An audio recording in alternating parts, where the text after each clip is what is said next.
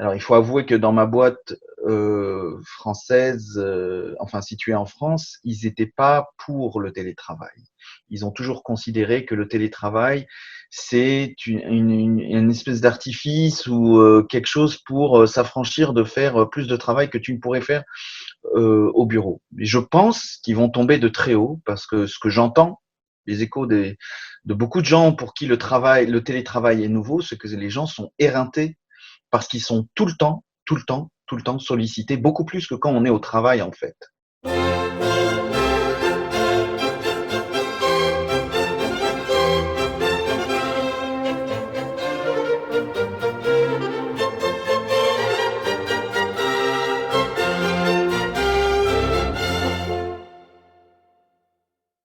Je découvre des choses, hein, je découvre que les personnes qui mettent leurs vidéos on air, enfin qui se montrent à travers la vidéo, ce sont plutôt, alors c'est pas une généralité, mais c'est plutôt les managers et au-dessus qui nous montrent un peu dans, enfin je sais pas si c'est volontaire ou pas, mais on voit un peu le cadre dans lequel ils vivent.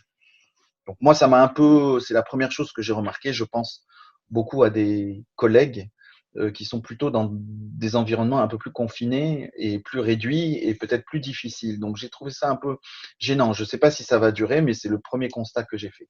Il y en a un autre qui a eu le courage, enfin le courage, il a dit moi, comme je travaille beaucoup, je suis à la maison, je suis dans un cadre familial, il s'est imposé qu'entre midi et 14 heures, il coupe tout parce qu'il dit c'est un moment que je veux réserver avec la famille. Je suis dans un contexte particulier, exceptionnel. Je suis avec ma famille tous les jours, mais en fait, j'y suis sans y être parce que je travaille et je suis tout le temps dans ma chambre.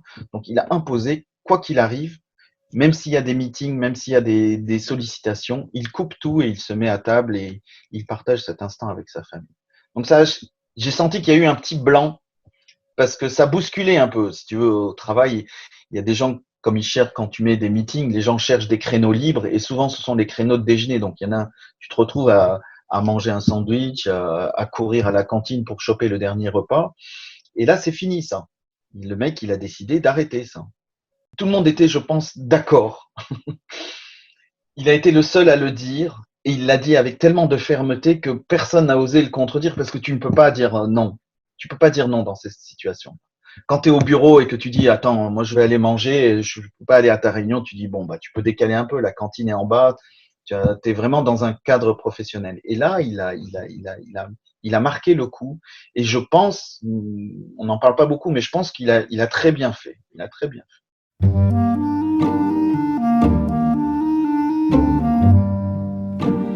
Ça, c'est nouveau pour moi. Le télétravail avec un fils à la maison, avec qui je dois organiser son temps d'études. Je passe mon temps en fait. Alors j'ai pas encore trouvé le bon équilibre, qui me met une pression dingue parce qu'on commence à avoir aussi une responsabilité. On se dit s'il n'arrive pas à connaître la leçon sur les proportionnalités ou sur la règle en trois, c'est moi le professeur et donc s'il n'acquiert pas cette connaissance, j'en suis responsable. Donc coup de pression. Moi, je me transforme en polyprofesseur. Je dois être prof de maths, prof de français, prof d'anglais, prof de sciences et vie, prof de physique chimie. On est multiprof et on doit bosser en même temps. Donc ça me rajoute, ça me rajoute du stress, c'est vrai. Mais les gens sont quand même conscients, c'est-à-dire maintenant tu peux dire dans un call professionnel, je vous lâche un petit peu, là je dois m'occuper de l'anglais ou des maths de mon fils.